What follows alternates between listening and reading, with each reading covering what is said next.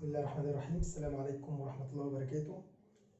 Welcome my dear students. Mohamed Sa'eed with you, physics teacher. Today we are going to talk about atmospheric pressure and mercuric barometer. Okay. First we are going to talk about mercuric barometer and what's meant by mercuric barometer and the structure and uses of mercuric barometer. First, what's meant by mercuric barometer? Its structure of mercuric barometer. Okay, what's meant by mercuric barometer? Mercuric barometer, it's a device used to measure atmospheric pressure. And its structure, it consists of a tank filled with mercury,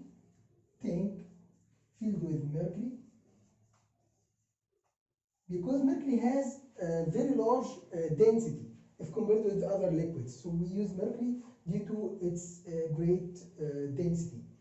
And a tube of length 1 meter. Why? We'll say later why the length of the tube is 1 meter. So a tube of length 1 meter is filled completely with mercury. And it turned it upside down. Turning upside down means after filling it with mercury, it's turned it upside down in this shape. Turns upside down. So the observation, the mercury level decreases to a height of between the surface of mercury and the surface of mercury inside the tube. Its height 76 centimeters. So the height of mercury in the tube equals 76 centimeters. So it's called 76 centimeter mercury, right? Okay. So its structure again, it consists of a tube of length 1 meter. Its length 1 meter. The tube of length 1 meter, and it's filled completely with mercury, and it's turned upside down inside a tank filled with mercury also. A tank filled with mercury. Okay, observation, we can observe that the length of mercury inside the tube becomes 76, decreases to become 76 at sea level, okay, at normal temperature. Okay, so this is the structure of mercuric barometer. Okay, its usage, mercuric barometer, number 2, usage of mercuric barometer.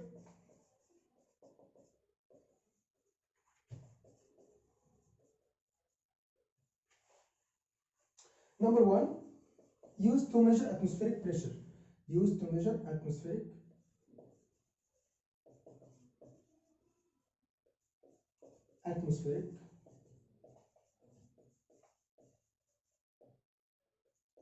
pressure. Number 2, used to determine the height of a certain mountain. Okay, also it is used to determine the density of the air at certain position. Used to determine the density of air at a certain position or place. We can say certain place. Okay, first, usage of mercuric barometer. It is used to measure the atmospheric pressure at sea level, for example, or used to determine the height of a certain mountain or building. Also, it is used to determine the density of air at certain position. Now we are going to talk about usage of mercuric barometer to determine the atmospheric pressure. And what's meant by atmospheric pressure? Okay, number 1, mercuric barometer used to determine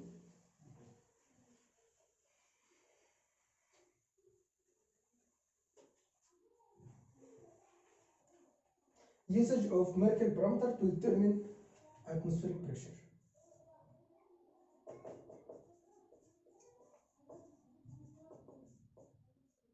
Atmospheric pressure. Okay.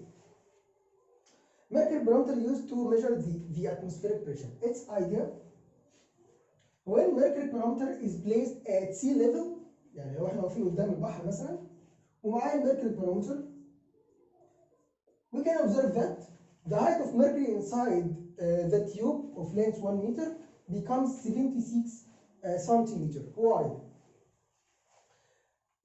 We learned before that points that lie at the same horizontal level, for example, point A and point B, points that lie at the same horizontal level of a liquid, or the pressure at points that lie at the same horizontal level inside a liquid or a certain liquid is the same. The pressure at this point equals pressure at this point. Okay, so B at point A equivalent to or equals pressure at point B.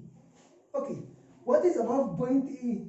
Point A, this tube is enclosed, so the pressure at point A is the weight of mercury column. So pressure at point A equivalent to weight of mercury column over area above this point equals weight of air till the atmospheric envelope. So the weight of air in this column equals the weight of mercury. وزن شوية الميركوري دول بيساوي وزن الهواء اللي موجود in 1000 kilometer. So weight of mercury above this area equals weight of air above the same area. Okay, so area cancel with area. So weight of mercury in this side equals pressure at point P. So pressure at point P equals what? Pressure at point P, which is called atmospheric pressure, equals weight of mercury at this point. So weight of mercury at this point equals what? BA rho GH, rho mercury, GH mercury. Okay, so atmospheric pressure is equivalent to the weight of mercury column above this point. Okay, this experiment is applied by a scientist called Torricelli. Okay, and this part, this vacuum, is called Torricelli's vacuum. Torricelli's vacuum. What's meant by Torricelli's vacuum?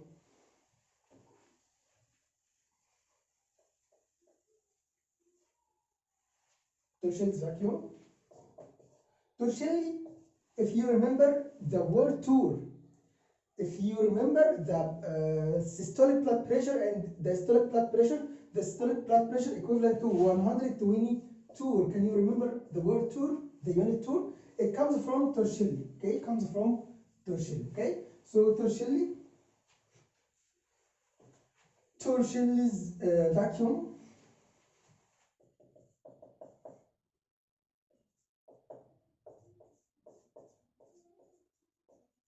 Torricelli's vacuum, it is the vacuum above mercury. It is the vacuum above mercury inside the mercury barometer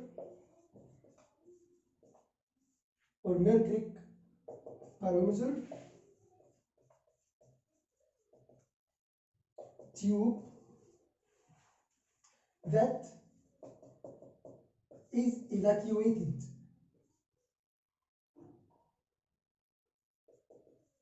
except few amount of mercury vapor.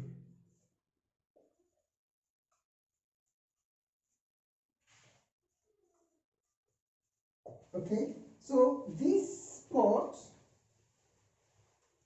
this vacuum is evacuated, so the pressure resulted from this part approximately zero. So because it is evacuated except few amount of mercury that doesn't affect the weight of mercury column. So the pressure resulted from this part or vacuum part approximately 0. Okay, so the pressure at this point equals pressure at this point. The pressure at point A equals pressure at point B. Pressure at point B equivalent to atmospheric pressure because it is pressure resulted from the air, so it is called atmospheric pressure. So atmospheric pressure equals pressure at point A, equals pressure at point A, and pressure at point A, it's a point inside the liquid. So pressure at a point inside liquid equals what? Rho of this liquid, which is rho GH, sorry, rho HG times G times height, which equivalent to 67 centimeter or 0.76 centimeter. Okay, so this is atmospheric pressure. So what's meant by atmospheric pressure? Atmospheric pressure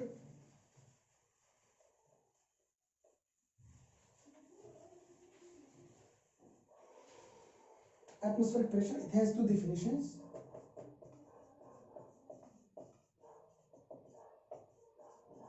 Atmospheric pressure, or we can call it normal atmospheric pressure. It is the weight of air column. It is the weight of air column that acts upon unit area. It is the weight of air column that affects above unit area or at sea level. At sea level. What's mean by at sea level؟ يعني احنا لو خدنا الميركوري بارومتر ده وقفنا قصاد البحر، يعني ما يكونش في مكان في مبنى عالي مثلا ولا في منخفض، يكون قصاد البحر بالظبط. يعني ادي سي مثلا وادي المستوى بتاع الشط، نبقى واقفين قصاد الشط بالظبط. لو قسنا الاتموسفيريك بريشر هنلاقي الميركوري الهايت اوف ميركوري 76 سنتيمتر. So it is called atmospheric pressure. So what's meant by atmospheric pressure? It is the pressure or it is the weight of air column. يعني وزن الهواء اللي موجود في المكان دوت، لو احنا وزننا الهواء till طبعا it is the weight of air column that affects above unit area at sea level and its height is atmospheric envelope. Atmospheric envelope,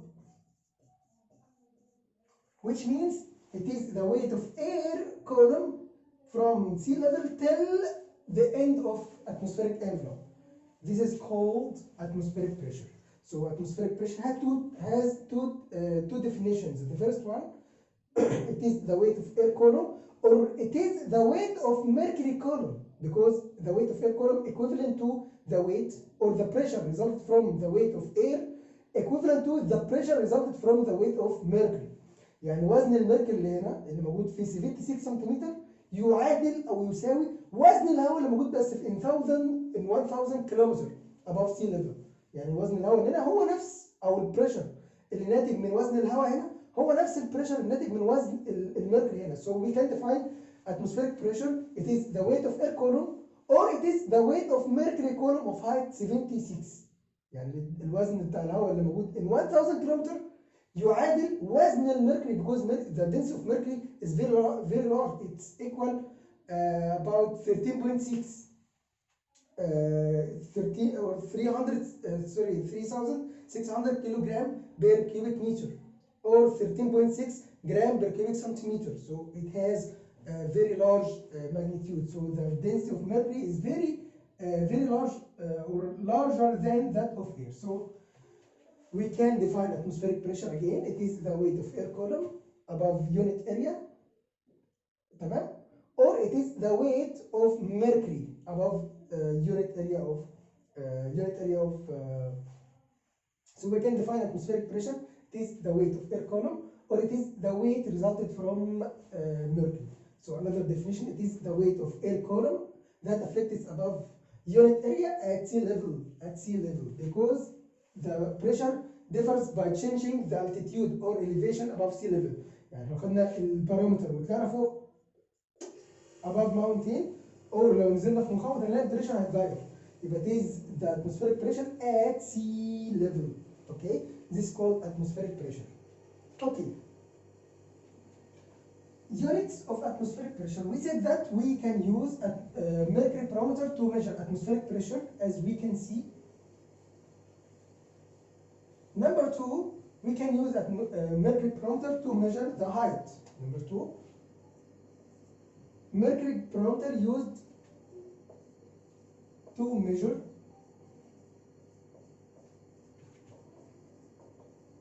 the height of a mountain. Okay, earth and mountain. Okay, first we place the mercury barometer at the earth. Okay, the height, for example, 76 centimeter mercury. So when we move the mercury barometer or put it above the mountain, what will happen? Of course, the height of mercury decreases because the pressure decreases. So the pressure decreases, so the height decreases. For example, 76, it becomes, for example, 66 centimeter mercury. Okay, so the height decreases, which means that هو ايه اللي بيحصل هنا يا جماعه؟ air atmospheric pressure بيزق من هنا، في بريشر ناتج على السيرفيس بره هنا، فبيضغط الميركوري لجوه، تمام؟ لغايه لما يحصل بالانسنج، لو البريشر هنا اكبر يبقى هيزق ده اكتر لفوق، ولو الويت اوف ميركوري از جريتر زي الاتموسفيريك بريشر هيزق ده لتحت. فطالما واقف كده يبقى الاتموسفيريك بريشر equivalent to or equals the pressure due to mercury column. اوكي؟ يبقى هنا في بالانسنج. لما طلعت لفوق ايه اللي حصل؟ The height of mercury decreases. The height of mercury decreases because the atmospheric pressure also decreases. So the decrease in mercury height or the decrease of pressure due to mercury equals the decrease due to atmospheric pressure. Decrease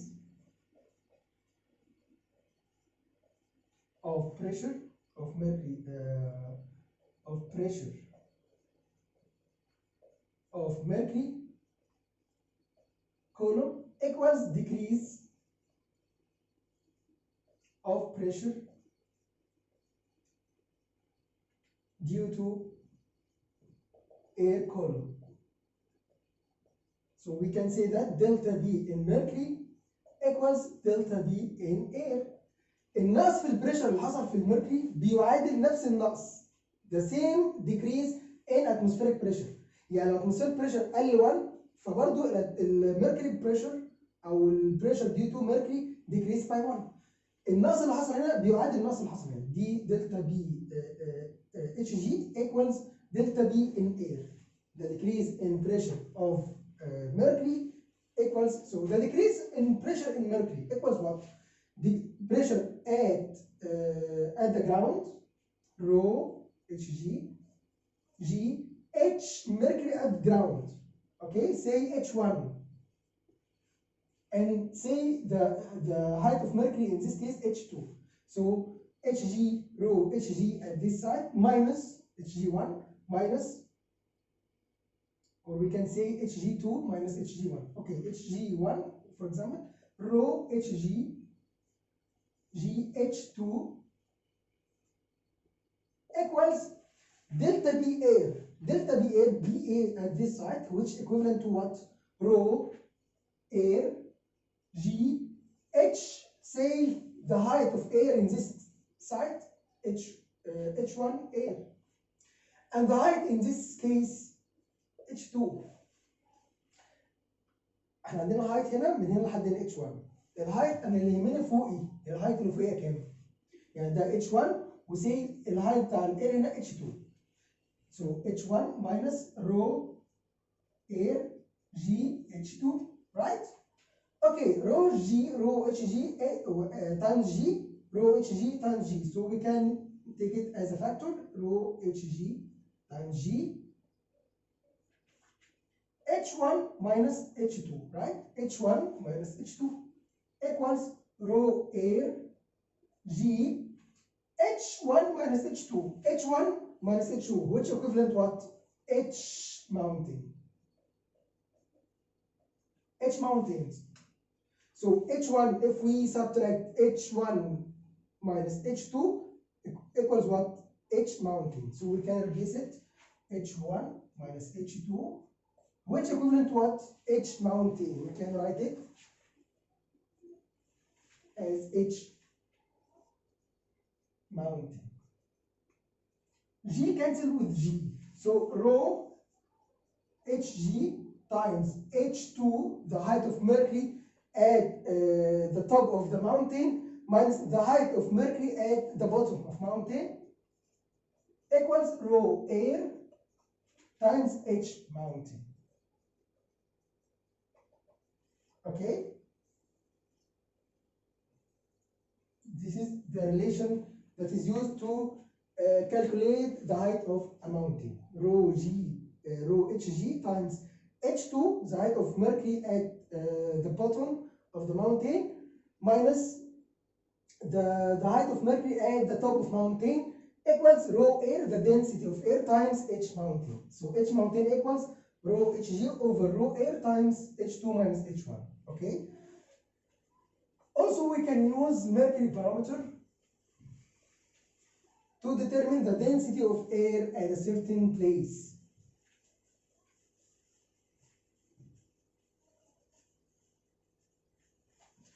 The atmospheric pressure is affected by two main factors. The first one, the height above sea level. Factors.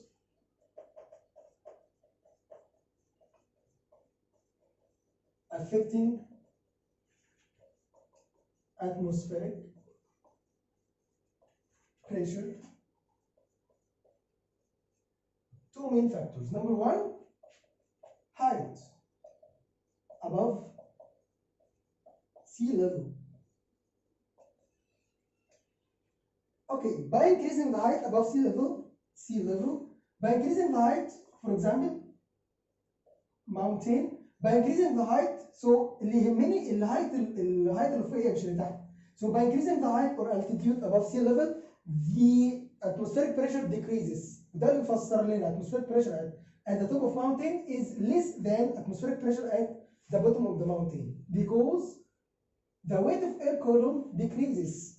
وزن الهواء اللي فوقيه قل وبالتالي atmospheric pressure decreases.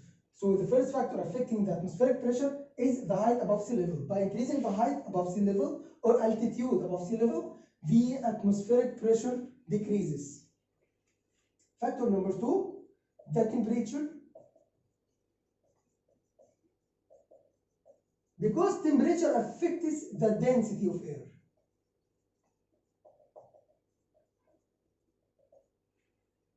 يعني أنا ممكن آخد الميركوري بارومتر and measure the atmospheric pressure at sea level. وفي يوم تاني ألاقي atmospheric pressure اتغير برغم إن أنا واقف في نفس المكان. يعني at sea level وألاقي الاتموسفيريك بريشر اتغير. إيه اللي ممكن يغيره؟ the height of air column زي ما هو ونفس المكان يعني نفس الهايت ونفس الويت. لا مش نفس الويت. Because by changing the temperature, there is an inverse relationship between temperature and the volume. By increasing the temperature, the volume, sorry, there is a direct relationship between temperature and volume, an inverse relationship between volume and density. So by increasing the temperature, the volume increases. يبقى شوية الجاز اللي كانوا موجودين في الفوليوم ده هيبقى كمية الغاز فيهم أقل. Because by increasing the temperature, the volume increases.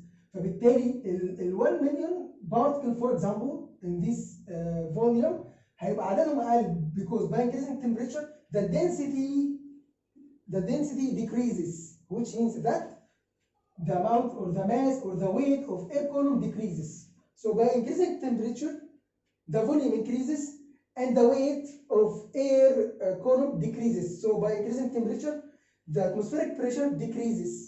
So we can use this property to determine the density of air at a certain place. ممكن نقارن الدنسيتي اوف اير مثلا لو انا واقف ات سي ليفل في مثلا ان ايجيبت، والسي ليفل لو انا وقفت عند اي مكان تاني ات سي ليفل المفروض البريشر يفضل زي ما هو. وبالتالي انا ممكن استخدم الخاصيه دي تو ديترمين ذا density اوف اير في كل مكان. يعني كسبت لو في مصر واروح اقف عند نفس مستوى سطح البحر مثلا في ليبيا واشوف الدنسيتي اوف اير، لو لقيت نفس الريدنج ذا سيم ريدنج اوف اتموسفيريك بريشر، يعني نفس قرايه الاتموسفيريك بريشر خلاص ادتني مثلا 76، لو الميركوري ارتفاعه مثلا عند مستوى سطح البحر في مصر 76 ورحت في ليبيا لقيتها مثلا 76 تمام، يبقى كده الدنس اوف اير هنا زي هنا. لكن لو لقيت رقم مختلف برغم ان هو واقف عند ذا سي ليفل يعني في نفس مستوى سطح البحر، لو لقيت الرقم ده مختلف لو زياده معناه ان الدنسي كبيره، ولو قليل معناه الدنسي قليله، وهكذا. So we can determine the density of air at a certain place by comparing the atmospheric pressure at sea level in different places, right? او ممكن في نفس المكان، يعني انا ممكن انا في القاهره مثلا عند السي ليفل واقدر اقيس الاتموسفيريك ذا دنسيتي اوف اير في نفس المكان، يعني احط البارومتر كل يوم في نفس المكان واقارن، والله 76 يبقى كده الدنسيتي اوف اير زي ما هي ما اتغيرتش.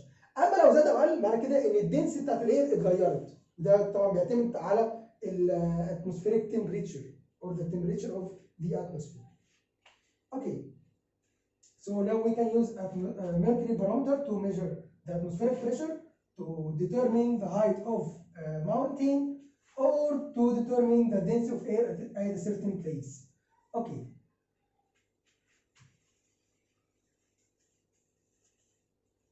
Now we are going to talk about the measuring unit of atmospheric pressure.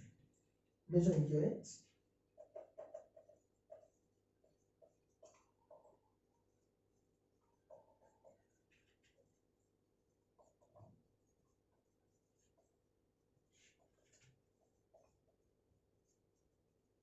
Atmospheric pressure. Okay. Atmospheric pressure PA equals 1 ATM. 1 atmospheric pressure which equivalent to لو احنا جبنا ال PA equals rho mercury G H mercury او rho air G H air دي نفس الماجنتيود. By substituting rho mercury 13,600 kilogram per cubic meter times G10 times height of mercury which equivalent 0.76 meter. By multiplying this number equals 1.013 times 10 to the power 5 Newton per meter square. So atmospheric pressure equivalent to 1 atmospheric pressure which equivalent to 1.013 times 10 to the power 5 Newton per meter square, which equivalent Newton per meter square equivalent to Pascal. Pascal 1.013 times 10 to the power 5 Pascal. So Newton per meter square equivalent to Pascal, which equivalent to, we can replace 10 to the power 5 Pascal 1.013 by bar. So atmospheric pressure equivalent to 1.013 bar, which equivalent to 76 centimeter mercury, which equivalent to 760 millimeter mercury, which equivalent to Joule, 760 Joule, which equivalent to 76 meter mercury. All of these are measuring unit of atmospheric pressure. Now, how can we convert from one unit to another unit?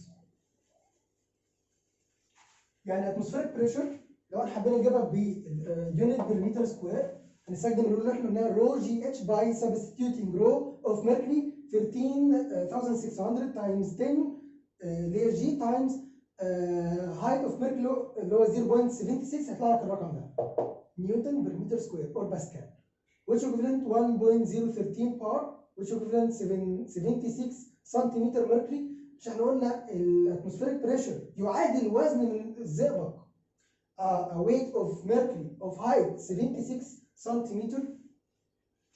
لو احنا حولناها للمليمتر 76 سنتيمتر equivalent to 760 مليمتر. مليمتر ميركوري equivalent to تور اللي احنا قلناها قبل كده لو فاكرين in the systolic blood pressure, the systolic and the systolic blood pressure. Systolic blood pressure, it is the maximum pressure of the heart muscle when it contracts and equivalent to 120 tour. And the systolic blood pressure, it is the minimum blood pressure when the heart muscle relaxes and equivalent to 80 tour. If you remember, we can say tour or millimeter mercury, which equivalent to 76 meter mercury. طيب, if I told you convert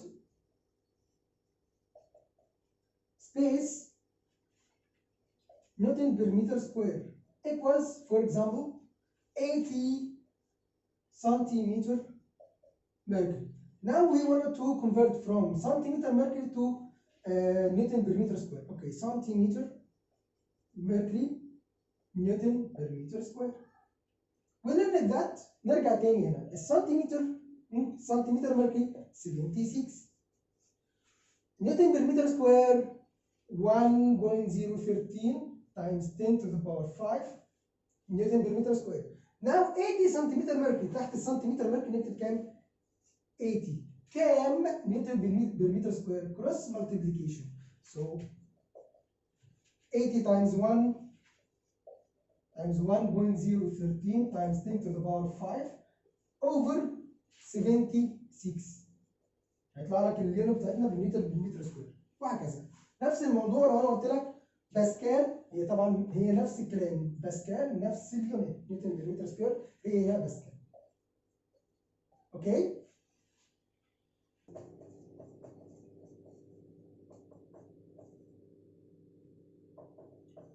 The height of Mercury doesn't depend on the length of the tube. بمعنى which means that لو التيوب دي المفروض 1 متر، طب if we brought a tube of length 90 centimeters مفيش مشكلة. المهم ان اللينث بتاعها لغايه الميركوري ما يبقاش less than 76. يعني لو انا جبت التيوب 80 مفيش مشكله، الارتفاع يبقى 76 برضه. طيب لو دي لو 90، طب لو 80،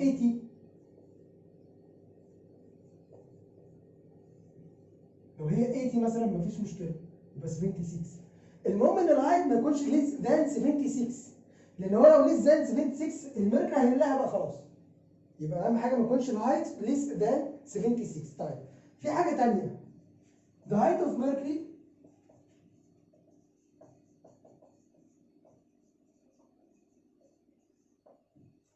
equals at sea level طبعا equals 76 centimeter mercury even if the tube is inclined. بمعنى لو انا عندي كده الميركوري بارامتر والتيوب is inclined بالشكل ده، هتلاقي ان الميركوري طلع لجوه شويه جوه التيوب، لكن الديستنس من الهايت لغايه الووتر، خد بالك احنا لغايه سوري الميركوري بيكون 76 اللي هو الفيرتيكال ديسبيسمنت او الفيرتيكال ديستنس اللي هو الفيرتيكال ده لازم يكون 76 between الهايت او السيرفيس اوف ميركوري till the separating surface or the surface of the mercury 76. عشان كده الميركوري جوه هيخش شويه عشان يديني نفس الهايت. يبقى الهايت لو انا خدت كده distance between the surface of mercury till the surface of mercury inside the tank, this height equals what 76 centimeters. تمام؟ فاحنا لو حبينا نجيبها ممكن from بايثاغورس، لو هو مديني مثلا الهايت ده كده طبعا هيبقى اكبر من 70 سي مثلا 80 سنتيمتر. انا ما يهمنيش الهايت بتاع الميركوري، انا يهمني vertical length between surface of mercury and the surface of mercury inside the tank container. Okay? Thank you.